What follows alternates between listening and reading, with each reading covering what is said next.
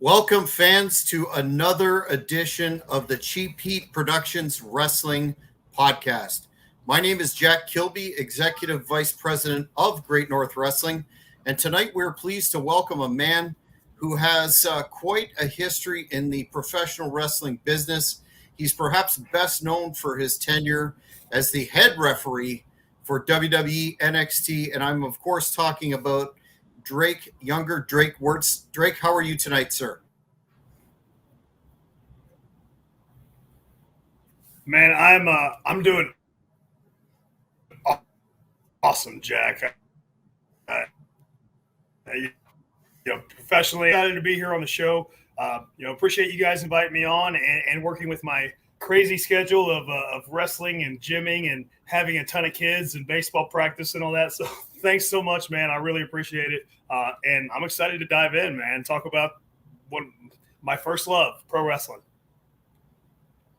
Well, we do appreciate your time this evening, and fans, if you note a little bit of a delay, it's a transmission lag, but we're gonna work through that. Drake, growing up, were you a fan of the professional wrestling business, and if so, did you follow a particular territory and have any wrestlers that inspired you? Absolutely. Yes, grew up a huge fan of professional wrestling.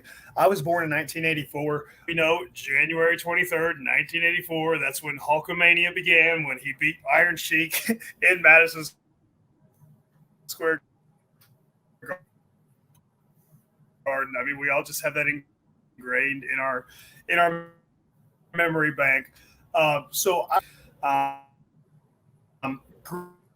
grew up in the Midwest to have access not only to what was at the time Crockett and NWA, and also obviously the New York territory WWF at the time. But also I had all the syndicated wrestling growing up as well, from USWA in Memphis and later on ECW and just we had all sorts of wrestling. Like it seemed like Saturday and Sunday mornings and afternoons, I was in front of the TV watching wrestling. So, what made you decide to pursue professional wrestling as a career? Was there a singular moment, or did you have it sort of fall into it, so to speak? Yeah. For me, I can pinpoint one moment to where I said, this is what I want to do with the rest of my life. And it was actually April 5th, 1992. That's when WrestleMania 8 was at the then Hoosier Dome in Indianapolis, Indiana. Over, I believe, it was 62,000. 62,000 people were in attendance. And this is 1992, so it was in the midst of the steroid trials. So business was a little down at the time, but that WrestleMania was huge. I mean, huge. And it was in my hometown. I was 8 years old. And, full disclosure, not ashamed to say it. I'll say it for the rest of my life. I grew up a full-blown, true blue Hulkamaniac. Hulk Hogan every day. I had the workout tapes, said my prayers, ate my vitamins, the Hulkster, all day, every day. Had the little Hulk Hogan bands around my arms and the workout set with the 3.5-pound dumbbells. And dude, Hulkamania all day. Like that was me. But then I fell in love after WrestleMania 8. Bret the Hitman Hart became my guy because of his match that night with Roddy Piper, which a lot of people say is one of the greatest matches of all time, and I'll attest that as well. And I can tell you, and fans that know my history will not be surprised by this. What really drew me was, and I was in the nosebleed seats, the cheap seats, so to speak, was when Bret started bleeding. That's when I became, even as a little kid, who didn't understand life, that just wanted to watch wrestling. And I became enthralled in that and invested in that match. It was different than the rest of the matches on the card because that blood drew me in. And so, growing up in my teenage years as an adult, really, that's the moment that I said, I wanted to be a pro wrestler and that I wanted to dedicate my life to this, to this wonderful business that takes so much from you at times. But my goodness, we keep coming back, and it's really, really great. Mm-hmm. As Piper said, it was a sickness, but I prefer to think of it as a passion. Now, you had a really solid training process under some real greats, Low Key, Chris Hero, and Ian Rotten. Can you describe your training process and the rigors that it entailed? Yeah. So I was real fortunate at the time. IWA Mid-South was really a big deal on the independent circuit, and they were located, in close vicinity to me. And I think Wikipedia says that Low Key trained me, and I did some seminars with him. So I think maybe that's where that came from. But that was my thing. So I trained with Ian Rotten, an American kickboxer, is who I credit with like fully, training me. But I took advantage of many, many seminars that were happening, and I, guys that I'm around today, I encourage them, get to as many seminars with people that have actually, done something in the business, and take as much out of it as you can. And so I was hitting up every single seminar. Ian Rotten at the time, IWM South, it was the hot stuff. And I was there, working for Ian 2 or 3 times every week, just really, really paying my dues. And, on any given weekend, on a Thursday, he could have let's say a Too Cold Scorpio seminar. Hey, it cost me $20. Hell yeah, I'm going to do it. And a Low Key seminar the next day. Do 300 squats and get beat up by Low Key and get his seal of approval. Hell yeah, sign me up. You know what I mean? And then the third day, it might be, let's say Matt Hardy seminar or something. Okay, I'm going to learn how, the TV and the show business side. So, dude, I just hit every single seminar with everybody that had made money.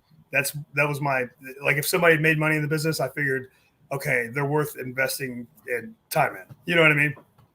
Mm-hmm, mm-hmm. So, prior to your WWE tenure, you were known as a participant or a subject matter expert, so to speak, on the death match style.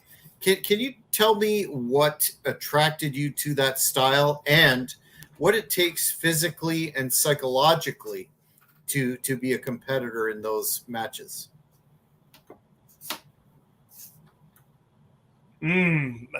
Great question.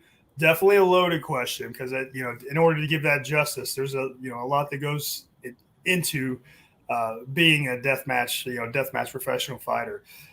For me, what attracted me to it early on, like a lot of guys, and I'm sure this might be similar for you as well. By happenstance, I stumbled upon ECW. I'd love to hear how you did, but for me, it was 1995.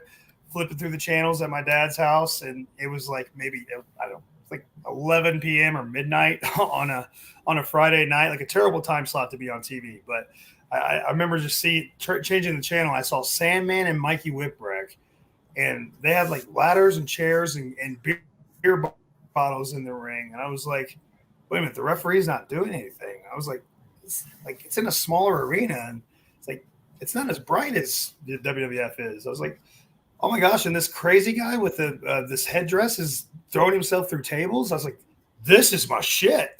Pardon me for cussing, sorry. But I was like, I gotta watch this, Mm-hmm. Cool. But so that's where I kind of flipped onto the hardcore style. Fast forward a few years down the line is when I, discovered FMW and eventually Big Japan Pro Wrestling. And that was just a whole nother level.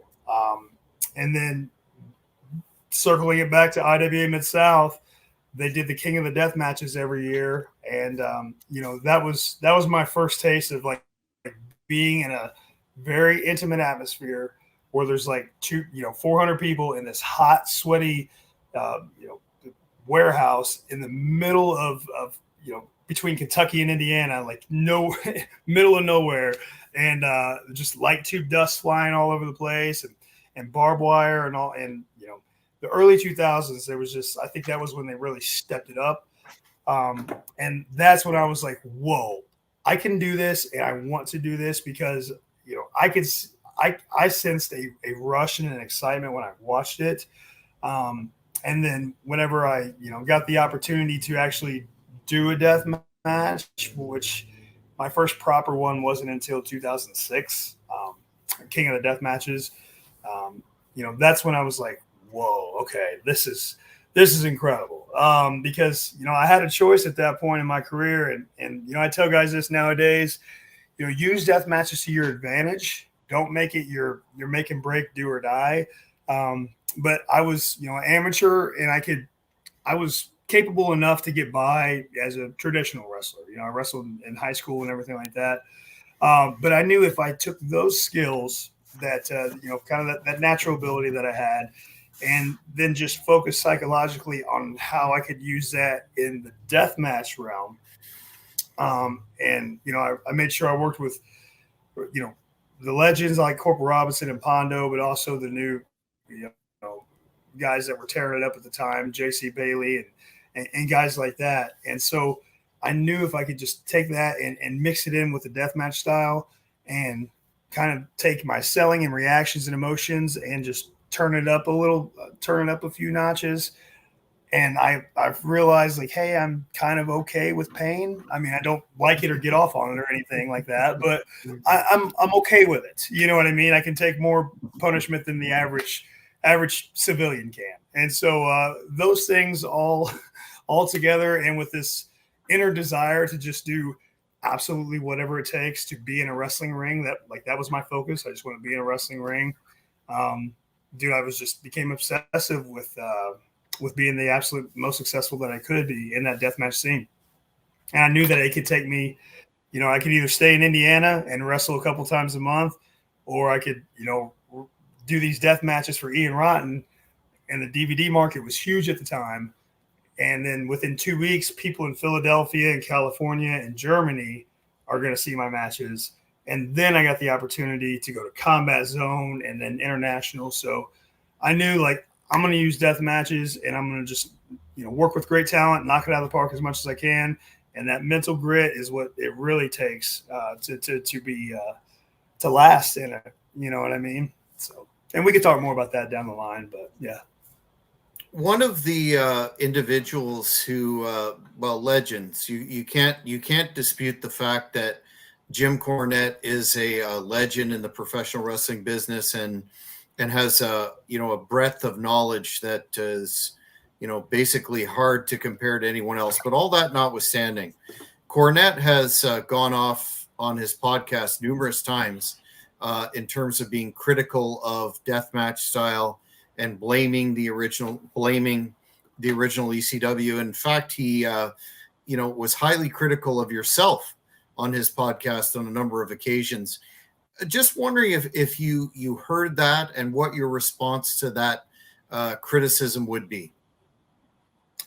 Yes. First off, 1,000% agree with you. Jim Cornette is an absolute legend. He is the most quick-witted individual that I've ever heard speak in wrestling. I mean, he is sharp as a tack. The way he remembers dates, gate figures, revenue. You know, how he's. I wish that I would have kept track of, like, every single occurrence that I've ever had in professional wrestling, like he has. You know, it's pretty impressive. Yeah, that's maybe I got all these kids, man. I ain't got time to do all that. But in all seriousness, ton of respect for Jim Cornette, what he's done in our business, and for what he continues to do in the podcast realm. Yes, I heard him, you know, go off on me. And look, he needs to get ratings like every other podcast that's in that kind of mainstream feed. Like those when you type wrestling and sports in your feed, you know, it's him, it's Bruce, you know, it's Jarrett, Nash. You know, those are kind of the ones that are up there. So look, he needs to get ratings. So he's going to go for whatever is going to, you know, get people talking and get people to listen. I don't take it personal whatsoever. I mean, look at my history. One, I worked for Zandig. He hates Zandig. I worked for and was trained by Ian Rotten. Right. He despises Ian Rotten. He had a lot to do with getting IWA banned from Kentucky. Ian did his part too. I'm not saying Ian is innocent in the matter, but so I have guilt from association by that. And then obviously, look, we don't need to dwell into it or anything because there's a lot of stuff that I regret and everything like that. But the cultural landscape of 2020 and 2021 that fed into it as well. And so, look, he was fueling off that. And so, look, he does it on everybody that isn't like in his bubble or narrow lane of pro wrestling. He just absolutely goes off on it, tees off on everybody. Every week he's going off on somebody at AEW, and as well. So it's just what he does. And again, don't take it personal. I'm kind of flattered that me, who's just a kid from Indiana, and then on this podcast, Jim Cornette's like taking several minutes to talk about me. So about 30. Yeah, 30. There you go. Yeah, he took multiple segments, so that is what it is. But here's the thing. At the end of the day, and I'm not saying this to be cocky. I'm saying this to also for anybody that's out there that's maybe is being doubted or said that, hey, you can't make it to the big time or anything like that. There's no way I should have gone to WWE. I had everything going against me. Being a deathmatch guy, being a little older than what was the acceptable age, range and all that. Look, Jim Cornette can say all that he wants about me. At the end of the day, man, I freaking worked the main event of WrestleMania, and I got a sweet house in Florida. So Jim Cornette can say all about me. Hey man, I had way more success than anybody ever thought I could. I don't have Castle Cornette like he does, but hey man, I did pretty damn well for a chubby deathmatch kid from Indiana. Well, that's a great perspective. Very succinct and on point in terms of a lot of people insist that that's a shtick by him, but it's a toss up as to whether or not he believes what he says anyway. But turning to other things, I will say he has real anger in his heart. 100%. That is vitriol anger in his heart. So I don't know where that comes from, but I will listen to the guy, until the day I die, because he's made a lot of money in our business and he's incredibly smart about our business as well. Yeah. And wrestling is subjective. His way isn't the only way. My way is not the only way. Dax Harwood's way is not the only way. That's what makes it beautiful. Yeah, absolutely. In 2009, you faced John Moxley in a dog collar match that I happened to see a while ago. I've got a two-part question here. Did you see in John in general, did you see future world champion material there in multiple companies? And secondly, he gets a lot of heat from some sectors, again, Jim Cornette, in terms of his style and being a quote unquote garbage wrestler and blading all the time indiscriminately. But do you think he goes too far on television too often, or what's your thoughts on that? I'm interested. Yeah, so going back to when I first met John, I met him in 2008 at the old HWA wrestling in Cincinnati. Cincinnati's only a couple hours from Indianapolis, so it was just inevitable that we were going to end up being in the same car at some point, and we just clicked right away.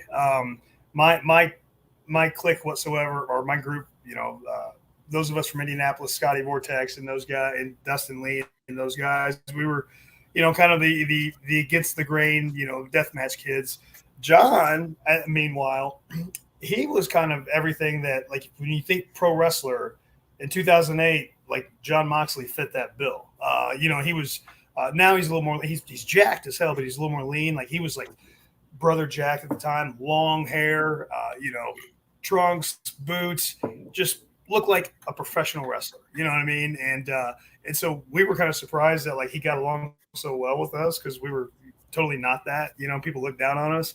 But I spent a lot of 15-hour car rides and 10 hour plane rides with that man, and being in the ring with him, hearing him speak, hearing him talk about the business when the camera's not on. We all knew, at least I knew, he was going to be something huge and special. And in 2011, when he got signed, and he got signed before being signed was normal, if that makes sense, because they were still, kind of stuck on that 6'5", 225 pound, 24-year-old kid. That's all they were going to take. They weren't going to take wrestlers, So him and I'll say Brian and Tyler Black, Seth Rollins, they kind of shattered that mold, in that 2010, 2011 era, and so he just shattered right through where he's at now. And I will admit, I'm not as invested as I was, say, maybe a couple years ago, and it's not because I don't want to be, simply because of time and job commitments and stuff like that. But I absolutely watch highlights of everything as much as I can. And dude, for me, what I see him doing, dude, does he juice? And it's like super obvious, dude. We're gonna get caught sometimes, every now and again. There's like 5 cameras on the floor, and they're all in HD. I mean, and there's only cell phone cameras. Somebody's gonna catch you doing the business when at some point. So look, I can't speak to that. That is what it is. Maybe the producers need to buzz the cameraman not to shoot him. I don't know at that point. But that's a good point. That's a very good point. Yeah. John Moxley doesn't direct the truck. He doesn't direct the camera guys. So, I mean, there's people in the camera guys' headsets. But be that as it may, what I see that man doing, he does not need to wrestle ever again. Like he could not work another day in his life. He'll be fine. He does this because he wants to. And what I see him doing is busting his ass for that company that he believes in, that he was there from the beginning. And what some people perceive as going too far, I look at it as a guy who at this point is definitely a legend and a first ballot Hall of Famer. At this stage in his life and his age, giving absolute everything that he can to elevate the people that he works with and raise their stock, which in turn is going to elevate the company that he works for and make everybody else in that locker room money. So, it's not like he's doing it in front of 150 people, and I like that every now and again he'll take the game changer booking and do a death match with somebody that he trusts. I mean, that's a cool attraction to me. He's not doing it for free, I can tell you that. So he's, it's to me, what I think he's doing it's awesome.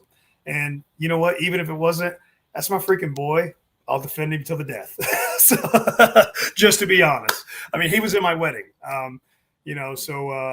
We're separate paths now. Don't talk as much. We do keep in touch, but that kinship and that brotherhood and just to be quite honest, spilling blood all over the country, all over the world together, it really bonds you with somebody. Yeah, no doubt. So you had this rather storied career in IWA Mid-South, and you also spent some time creating a buzz around yourself in PWG when it was a super indie, and you had these luminaries there such as Roderick Strong and Kyle O'Reilly, Adam Cole, all these future stars, or stars in their own right, but mainstream stars. And then you signed with WWE in 2013 as a talent. Can you walk us through how that came about, sir? Yes, sir, absolutely. I got to talk a little bit about PWG. It was a really cool kind of leap of faith for me, so to speak. Long story short, in 2012, my wife and I had our first child, my only daughter, and my wife is originally from California. We were living in Indiana at the time. I had a good thing going with CZW, going to Japan. And so I could kind of coast and just keep doing that and pay some bills and be good. But I started getting in the gym and I started acting like a professional wrestler really should. And that came from going to Japan and seeing how those guys do it and how they're wrestling five nights a week and they're in the gym every day. And it's like a lifestyle for them. So that motivated me when I came back to America, to just really give it all I had and just play the part entirely of being a professional wrestler. And so I lost 60 pounds at the time, and my wife had kind of wanted to move back to California. I'd always lived in the Midwest United States, and where it's much different than the West Coast, different atmosphere, different culture, everything. And so I was very nervous, but I also knew that PWG was out there. And 2012, they were really starting to blow up. And dude, I just took a big chance, and I was like, hey, honey, let's do it. I was like, this is kind of like the old territory days where you pack up your family and you just move to another territory and you call the promoter and say, hey, here I am. So I emailed Super Dragon. And I'd only met him maybe in passing once. I didn't even know what he looked like without his mask, really. And so I emailed Super Dragon and just said, hey, I'm moving to California. And at that time, we were moving to Northern California, Sacramento. PWG is in LA. For those that don't live in the States or have a concept of California, it's freaking huge. So, so it's a flight from one part of the state to the other. And so I had some points built up, some airline points built up. And so I was like, hey, look, Super Dragon. That's how I said it when I emailed him. I said, hey, I love the opportunity. I'm moving there. I will get myself to LA for this one time from Sacramento just to show you that I want this. I don't care about money, no guarantee. Pay me whatever you can. I just want the opportunity. And he said, yeah, absolutely. And so he put me in there with B-Boy, and B-Boy worked really hard for me. And luckily we knocked that sucker out of the park. And then I had my greatest run on the indies for 2 years. I was in PWG. And, I just have to say this so everybody can grasp the talent that was there at that time. Mm-hmm. Every single month, I'm not just working with them, I'm actually in the ring wrestling guys like Brian Cage, Kevin Steen, Kevin Owens, Adam Cole, Bebe. I had my favorite match ever with him. Singles match with Adam Cole, world heavyweight title in Los Angeles as a wrestler with trunks and tights and ripped and tan. Holy cow, that was for the deathmatch community right there. That was for death matches. And then, Young Bucks wrestled them, Candace, Johnny, Kyle. So the locker room was stacked.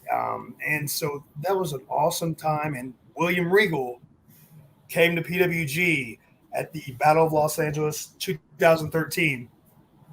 And he pulled me aside after. And, of course, he gave me the somewhat fatherly talk of, to save my bumps and don't destroy my body and all that, which I totally expected. But then, he said he's like, there might be an opportunity if you want to pursue it, at WWE. And so, I pulled the friend card one time and I asked John Moxley, because at the time he was Dean Ambrose blowing it up, for an email and who I should email. And he said, just send Dean Ambrose referral to this email address. Sure enough, I did, with a couple pictures. And I had the greatest, the greatest story of extra to getting the contract ever, really. Once I hear from other guys' stories, I sent an email. I got a phone call to come to Raw in Sacramento and SmackDown in San Jose. My wife bought me 2 suits that we could not afford. and I remember telling her, I was like, why'd you get these? We can't afford these suits. And it was so cool. And I don't mean to get emotional really, but she looked at me and she's like, you need to dress for the job that you want, not the job you have. And she said, we can absolutely afford this because you're going to go in there. You're going to impress everybody. You're going to show them your work ethic. And she said, she goes, in 6 months or whatever, they're going to freaking sign you. I was like, you're crazy, babe. I'm just going to go get catering and just say I did it, And, I went to the extra, became an extra. Scott Armstrong saw me taking bumps in the ring earlier on in the day, and he suggested that I be in a segment with Ryback. I thought, okay, this is my only shot to make an impression. And dude, man, I'm getting goosebumps thinking about it, dude, because it's so. This is why I love pro wrestling, because of opportunities like this. I'm just one of a million stories where cool stuff like this has happened. So if anybody's interested wrestling, you're a few years in, or even if you're 10 years in and you're wondering, damn it, am I ever going to do anything that's going to be worthwhile? Hell yes, you can. A lot of times it takes the right situation, but when you find yourself in there, you freaking give it all you got, you leave it all out there, and you have no freaking regrets, because this is the greatest business in the world, and it can be. It absolutely can be. And so I knew that was my shot. Triple H was helping produce the segment. So I was like, okay, here we go. And Ryback was going to throw me over a table. And so what I did, I knew I had to like do it the best I can. So he threw me over the table. He was doing this bully gimmick. And I jumped over the table and made sure that I took a concrete bump over the table. Yeah. and so that was taped. And then I remember Triple H was watching it back, and I was kind of trying not to let him see me watching his reaction. And then when that bump happened, he goes, "Oh," he goes, "Is the kid okay?" And I remember Fit Finley goes, "He's right there." I said, "Hey, sir, thanks for the opportunity." He goes, "Hey, man, would you mind doing that again? The shot, just, we need to redo it. I'm sorry to ask you, but can you do it again?" I said, "Yes, sir, absolutely, not a problem." Like, without hesitation. So, here's another bit of sidebar advice. Anybody that's an extra at TV, show up, wear your suit, don't go to catering, don't spend the whole time, be by the ring, ready to freaking go. They ask you to do something, absolutely, yes, sir, not a problem. Just do whatever they ask. That's what's really going to help you stand out. And so I did it again, but this time I took like a what we call an ass over tea kettle bump. Right? I like backflip over the table, and then I bumped on my head on the concrete. And then I remember afterwards, Hunter like went over to me, and he you tell he really appreciated that I wanted to make Ryback look like a badass at that point. And so he thanked me for it. And then Stephanie made a point and said, there was a hell of a bump. And then a couple hours later, Regal walked up to me and said, "You're going to be getting a tryout in Orlando." And so sent an email, booked as an extra, got put on TV, took a bump in front of the boss, got a tryout, went to the tryout, 3 most craziest, mentally tough days of my life. Tried out as a wrestler.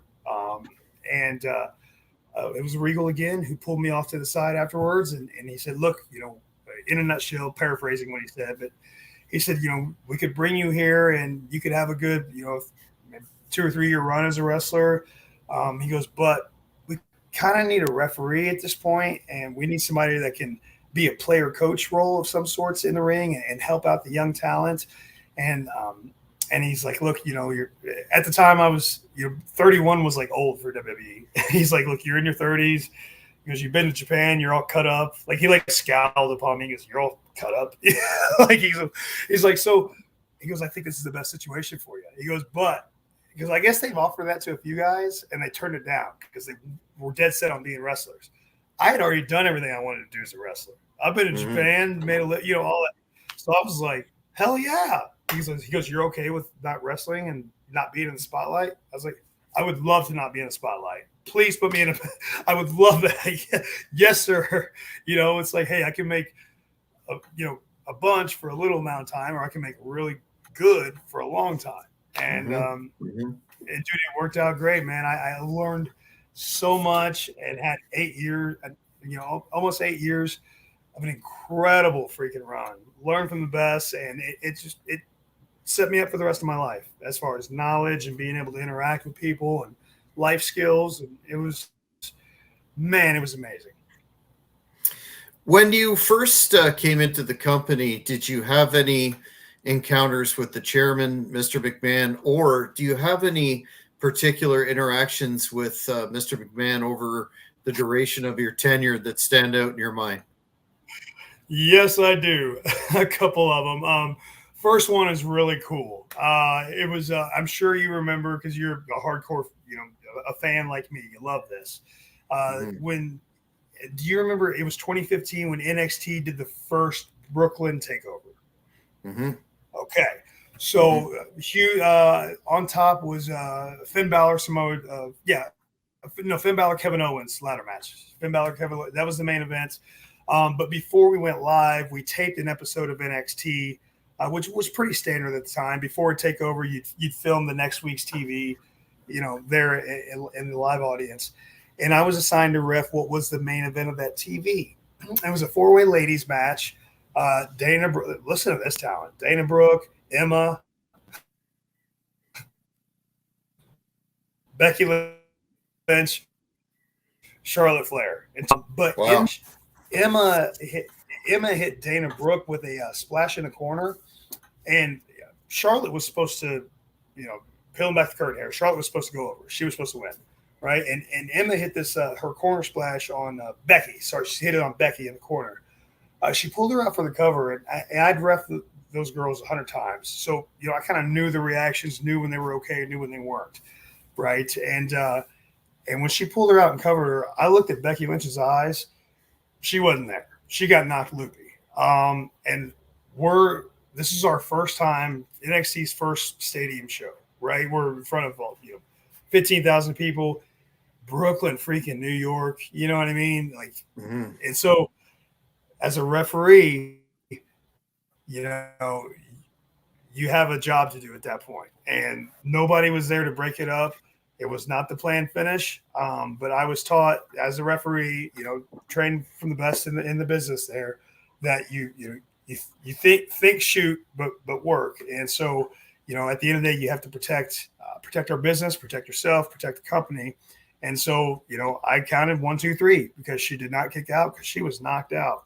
And Emma was like super surprised, and I told him, I said, "Hey, you won. Act happy. Act happy." Raised her hand. And in the meantime, here's the crazy thing. My earpiece, it went out. It was not working. So we're filming TV. I don't know if the cord got loose or, again, just a little insight that folks might not know about referees. I don't know if the cord got loose or if there was a connection wrong, but the last 2 minutes of the match, I hear nobody in my ear. And that's when a referee is like, oh, crap, something's wrong. And so the 1, 2, 3 happened. I'm not hearing anything. I go to watch the replay behind Corey Graves just to make sure I made the right call, And then I start, and Charlotte, she's not pissed at me, but she's pissed at the situation. She was going to get a big win on TV, and it didn't happen. So there's all these factors going into play. And then at that same time, Mr. McMahon had walked into Gorilla, his first NXT show he's ever watched. First NXT match he's ever watched, ever. And he sees that happen. And I don't know he's up there, but I'm walking up this ramp with my heart in my throat, just wondering what is going to happen when I step on the other side of that curtain. I stepped through the curtain. Matt Bloom, my boss, Prince Albert, he shook me. He said, "You made a great freaking call. That's how we do business. Great job." Scott Armstrong said, "Drake, that's what we do. You didn't do anything wrong.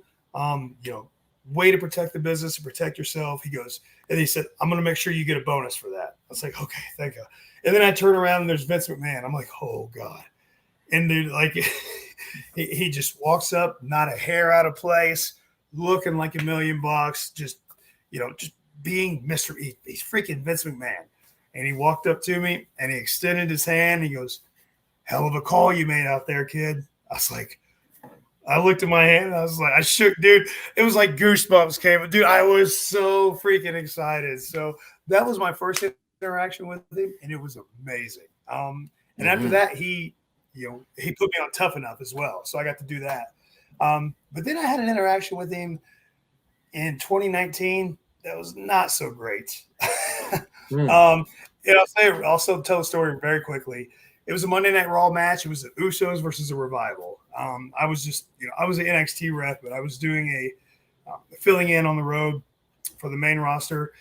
And the Revival, who's FTR now, they got I don't know if they got overly excited or what. They jumped the Usos before the bell rang. And I just went blank. It was like an out-of-body experience. And I continued reffing the match as if I had started it. But I never rang the bell to start the match. And so, so I'm in, Billy Kidman's like, "Drake, where's the effing bell? Where's the effing bell? I was like, "I'm sorry, sir." He goes, just keep going. Don't worry about it. And I'm like, oh God, Vince is pissed. Because that's one of Vince's biggest things. Don't jumpstart the match. You got to have a bell. And then in commercial break, the Usos do like a double clothesline my dumb ass is in the way. And so I duck their line. The referee, I duck their line. And then Vince, I guess he goes, what? I'm sorry to cuss, but I have to. He goes, what the fuck? The damn referees running fucking Memphis wrestling spots? What the fuck is going on out there? Dude, I'm like, oh God, this is terrible. And so I knew I was going to get chewed out when I got to the back. Luckily, it was John Laurinaitis and, Adam Pearce and Mike Rotunda. They gave me like a good, Johnny kind of tore into me, which he should have. And I took it. And he said, what do you have to say for yourself? I said, sir, it was absolutely my mistake. I'm so sorry I embarrassed our business. You have my word, it'll never happen again. I'm very sorry. And then like his face went from angry to, okay, all right. And then like it was cool. But then, and Dax Hardwood, Scott Dawson at the time, he actually went to Vince and he goes, look, that wasn't Drake's fault. That was our fault. So I give him like props for like, he had my back. That was really cool. But Vince just looked at me and he had the pencil and he was rocking back and forth. And like, you could tell he was so mad. And I just said, sir, I'm so sorry. He goes, fuck, don't let it happen again. And that was it. So that was terrifying. But everything after that, no kidding. Fine, Yeah. No kidding. But that happens. I wanted to ask. Never told that before. Well, that's a good one. Thank you for sharing it with us. I wanted to ask you about your relationship, no doubt, with Triple H and his incredible influence on NXT when that incredible buzz was there when he came up with the super indie concept and any interesting encounters that you had with him over the years. Yeah, absolutely. I got lucky again to just get in NXT when it was on the ground floor of like blowing the heck up. That roster we had in 2016 to 2018.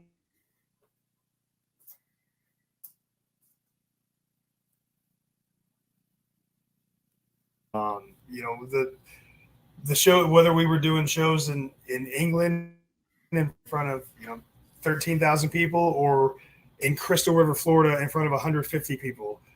Any given night, you're gonna see Matt Riddle, you're gonna see the Street Profits, you're gonna see Johnny Gargano, Cassius Ohno, Undisputed Era, Gargano, Champ. It was just ridiculously stacked. Asuka, Nikki Cross, all of them.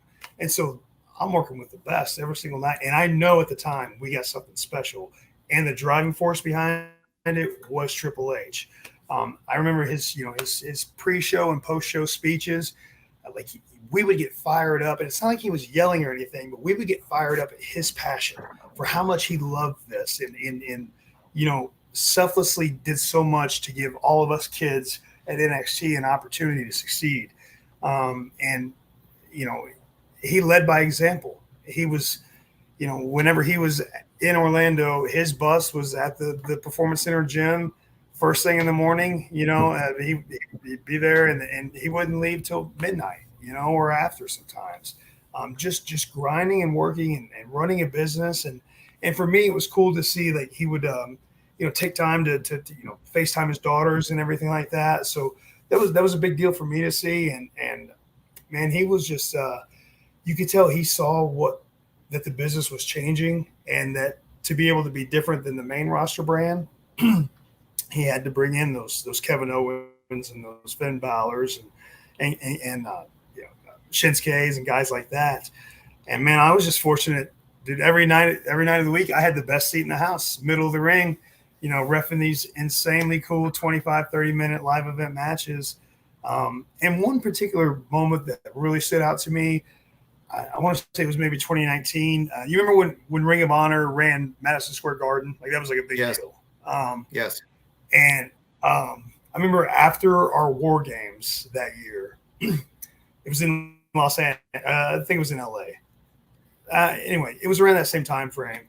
Hunter he took that personal because that's Vince's building, right? That's his family's building, right? And in his eyes, and he gave us a speech afterwards. And like it was just like it really fired us up because he goes, "Hey, they're coming into our house. We're gonna be down the road in Brooklyn," and he goes, "You know what? We're gonna burn this down. Like you guys are gonna have the best fucking show that anybody's ever gonna see." He goes, they can run the garden all they want. That's still our fucking house. You know what I mean? Like he was like, wow. At this stage of his life, at 50 years old, like he was still had that competitive edge. He didn't mean anything personal by it. Everybody was happy for Ring of Honor. They're happy for the guys, but there's still that competitive edge. Like, oh, okay, you want to run the garden? All right, we're going to put our absolute best show possible in Brooklyn. You know what I mean? Like to me, that was like, oh shoot, I'm ready to fight to the depths, to the gates of hell for this guy. So, you know, and at a personal level, him and Stephanie were incredible to me.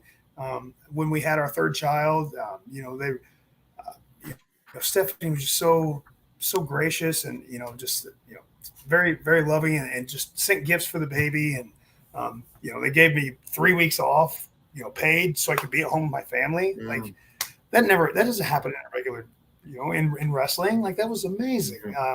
It was just the best place in the world to work, man. It really was.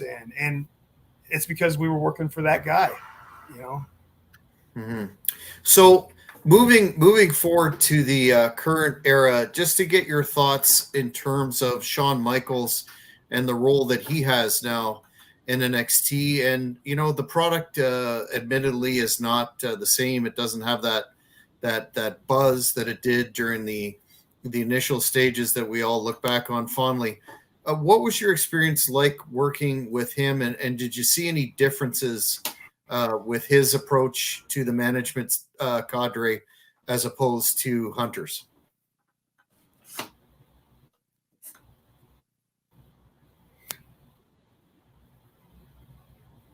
Gotcha.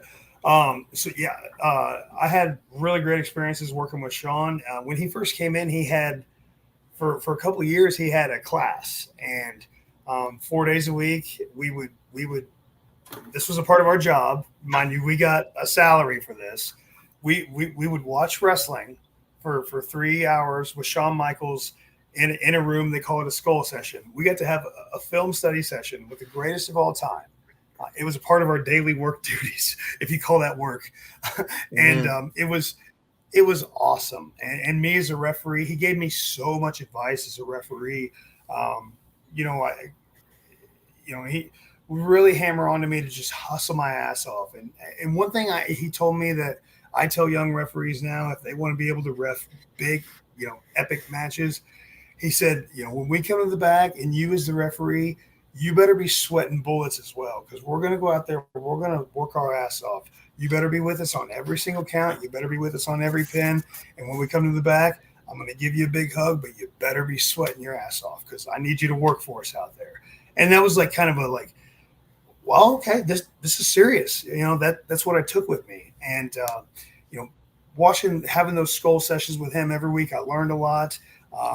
And then, you know, once I exited the company, you know, during the COVID cutbacks and all that stuff, he took on more of a managerial role.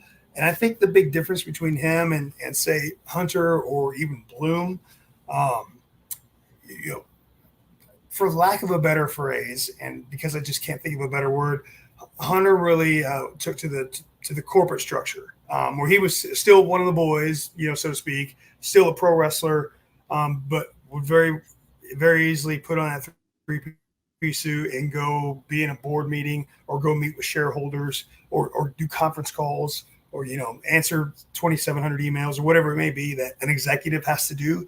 Shawn doesn't want to do any of that.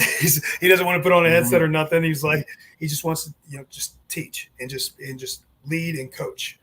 Another guy, obviously, you know, does not have to do this. Could never work a day in his life and be fine. He moved everything that he knew. He had a ranch in San Antonio with his family. He moved away from all that to Florida solely to work at the Performance Center. Like, that's how much this guy loves professional wrestling. he couldn't even retire without, selling his life work and this giant ranch that he had so he could go move to Florida and be in the midst of all this crazy Florida traffic every day. So it just goes to show you how much he really does love us, and he cares individually about every single talent, and he's so giving him his time and attention. And it was really cool to me how approachable he was. So, in terms of a question that was sent in from a fan, knowing your background, and you touched on some of it, and being familiar with CM Punk and the situation that he had with Jack Perry, and of course has now been terminated from AEW. What are your thoughts on that situation from both sides? And do you think that Punk is going to resurface again in the WWE? So I'll preface it with this. Obviously, I wasn't there. I don't, only the people that were there know the true details of the situation. So I can only speak from my relationship and knowledge of, working with Punk for years, in the past, and just secondhand, what's been reported on that I've heard. So, I preface it with that. I can't really form an educated opinion just because I don't work there and I wasn't there. However, off of just the basis of let's just say that Punk, suggested to Jack, and again, I've never met Jack, and heard nothing but good things about him from people that have worked with him. So again, not speaking about him as an individual or anything like that, but Punk, in my eyes, he was giving advice to Jack. Hey, we don't need to use real glass here. That's from my. And for me, I've been in that situation where Jack, at a smaller level, not as big a level as he is, but to where oh man, I really want to do this. I got to do this. This is going to make or break it. And then like that smart veteran who's done really well was like, hey, you don't have to do quite that much, but you can do this and still get the same, if not maybe even more mileage out of it. And again, I don't know the context of any kind of personal dealings with those two, but on the surface, just Punk, the veteran who's a megastar, giving genuine, it might have been, considered aggressive, but we got to have thick skin in wrestling.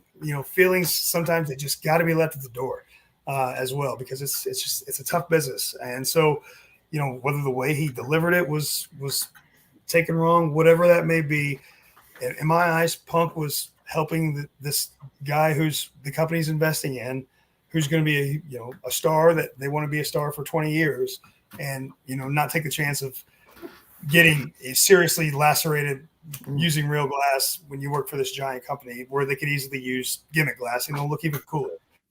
That's my opinion. But as far as what happened in Wembley, dude, I mean, I can't even really comment because it was just so buck wild, and the surveillance footage is the only thing that can really tell the whole truth. I'm sure Jack, something happens in the back, and then let's say it happens at 1:00 in the afternoon. It might be a little scuffle between wrestler A and wrestler B, but by 3:30, that scuffle was actually they fought with weapons, and they called each other's wives, this, that, and the other, and then this guy, so telephone, telegram, telewrestler. Wrestlers love doing. We love to embellish and make the story. We never let the truth get in the way of a good story sometimes.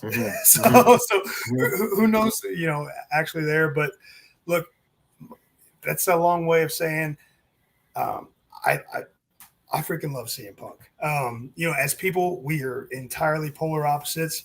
What he's done in the business and what he did for me early on, super cool to me. I came up in Indiana and he was a big deal in Chicago, and then he blew up. He was always awesome to me. And, from all accounts, when he was in AEW, from my knowledge, he wanted to give back and teach and everything like that. And it didn't work out for whoever, again, time will tell, and we can all form our own opinions about what that situation is. It's unfortunate. Will he end up in WWE? In my eyes, absolutely. Absolutely. Him and Hunter, there's personal animosity there, from Cabana's podcast. And I think, just to be honest, and I think Hunter was maybe offended that Punk didn't want to work with him at that WrestleMania that one year. Yeah. That's just my opinion, because Hunter's a wrestler's wrestler, and you know what I mean. I think like he wanted to have a damn, whatever the storyline was, he wanted to have a damn good match with Punk at the time, and Punk was burned out and fried on the company and everything, so it wasn't the best time. But I think now, especially with where the company is, and I think WWE has done a masterful job of promoting part-time talents perfectly. Brock Lesnar's case in point, Roman Reigns' case. They know how to take a talent that has earned a lighter schedule, and they have been able to maximize all their minutes. And I think with old Phil Brooksy and what he's got going on with him right now, I think, my goodness, you get him in that machine, you get that WWE creative behind this controversy that's going on right now.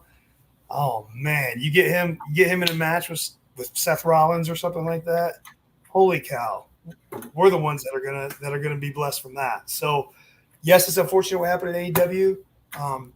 Punk he marches to the beat of his own drum. He sticks to his freaking guns, and whether he's right or wrong, he sticks by what he says and by what he believes in.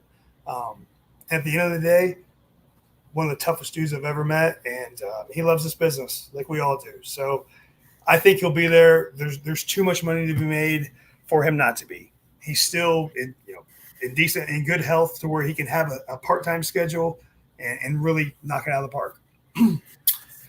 Yeah, and all that heat supposedly between himself and Hunter, they brought back Sable because it was best for business. So yep. I agree with you. I think he's a lock. Now, yep. Speaking of AEW, and I appreciate how generous you've been with your time tonight, but I wanted to ask you, do you see a return for yourself to either WWE or AEW as a talent or a ref in the future? I honestly do not. I don't. Just because I don't know. Is there a lot that I know how to time television. I know how to build every single ring like the back of my hand. I'm totally used to being on the road 180, 200 days a year. Like it's totally fine with me. Not a problem at all. I can, be in whatever situation that they want to put me in, whatever company, and I will do my absolute best. And 9 times out of 10, I'm gonna excel because I'm gonna focus 100% on learning it and just doing the best that I can. So, I have a lot to offer, but I think especially with AEW, they're staffed and they're good. And then just with WWE, look, you never say never, obviously, but after time goes by, who knows? Right now, though, I don't see that. Not that I wouldn't want to, because anybody that said, first off, I'll just say this, like, I miss that direct deposit. Like, you know what I mean? Like, yeah, I miss that. Like, that was great. No matter how much you work, you knew you were going to get X amount of money every single week. That was amazing. But the grind of being there every day and being on the road so much, and even if you're not on the road, you're doing all these at NXT. It was, I worked 27 days straight once, and that was live events. I mean, that's like 1987 schedule, 27 days without a day off. You know what I mean? And I did it because I believe, Triple H will do it. Matt Bloom will do it. They're the guys at the top. They're working 27 days straight. Why shouldn't I? So, but now that I have three kids, and now that they're a little older, and as we're recording this, I got twin boys that are going to be born at any moment. Dude, Oh, I'm wow. about to have. Congrats. Yeah, thank you, man. We're so pumped and excited. We thought we were done. We thought we were done with diapers. Dude, I'm like approaching 40. I'm having twins, dude. Like, but that's normal nowadays. People in their late 30s, they have, but so I say it because I'm about to have 5 kids. I got 3 dogs. I'm involved in my community. I'm involved in multiple businesses. I took what I learned at WWE, and when the situation where I got where I got let go, a lot of it was my fault. A lot of it was just the times. I took that situation and was like, hey, I've learned all this for these past 8 years, and then I went out into the world and like within a day I had like 5 job offers from like being a GM for companies and stuff, like just because of the resume that I had working for NXT, and so I'm kind of in that life now, where I'm running a construction business. I'm coaching baseball. That's why we're doing this so late, because I'm coaching baseball. And my daughter's involved in church at the youth group, and she's going to be going to dances and proms and stuff like that. And my boys, I'm going to have twin boys. Like, I just being in that full time may not be the best for my situation at home. I want to be around my kids as much as I can.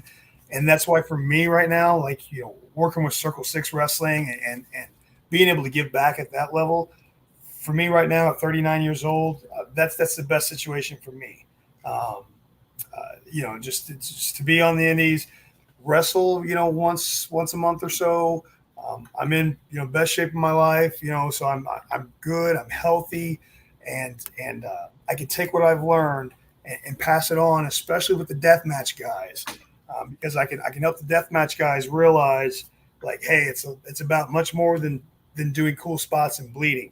We got a camera presentation, we have characters, we got entrances. So I want those guys to focus on that stuff and make the wrestling, the wrestling will take care of itself. And so, in the near future, I don't see me going back.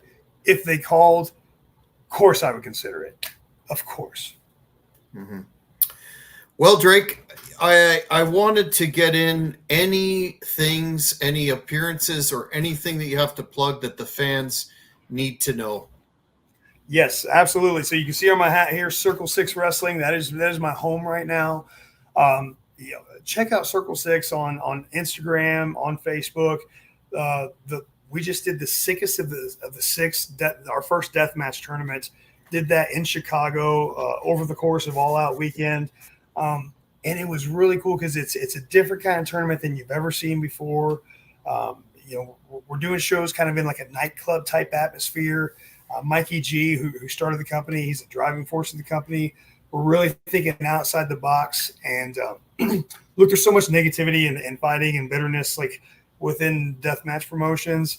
Like we're focused on just like having badass matches with badass talent, and I'm there to teach, to give back, and to have this is the back end of my career, and so I'm able to have that lighter schedule, and I can do these death matches, and with this 20 years of knowledge that I have up here, that fire that, let's say, 22-year-old Drake had is still there, but now I'm much smarter, and now I'm in shape, and now I know the business side of things, and so it's man, dude, I get so excited, and that's why, man, I'm sorry for these long-winded answers. I never get to talk about wrestling, and so, man, when I get to talk about it, I get really excited, man, because it's my first love. I'd take a bullet for the business, I really would, and so Circle 6 is home for me.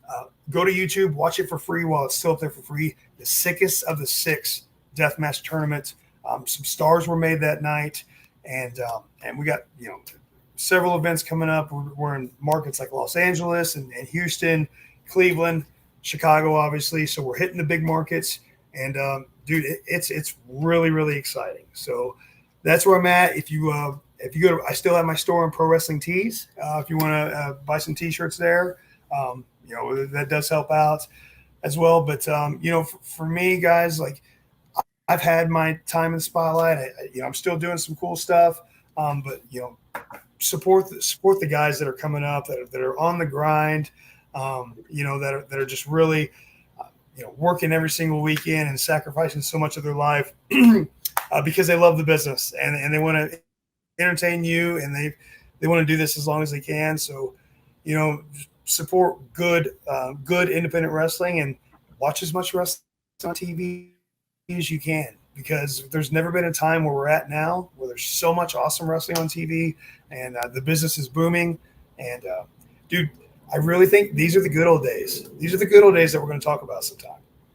Yeah, you may be absolutely right. So, Drake, I want to once again thank you for your time this evening. It's been a very informative interview. We will keep in touch and make sure that if you have anything coming up, any developments, we will have you back on the podcast. So, thank you again, sir. Man, Jack, absolutely my pleasure. Appreciate you having me on. Thank you so much, and I hope to get back up to Toronto someday, man. Love that city. Well, if you do, we'd be more than happy to have you in my promotion, Great North Wrestling. So we will keep in touch, sir. Sounds good. Blue Jays tickets, please.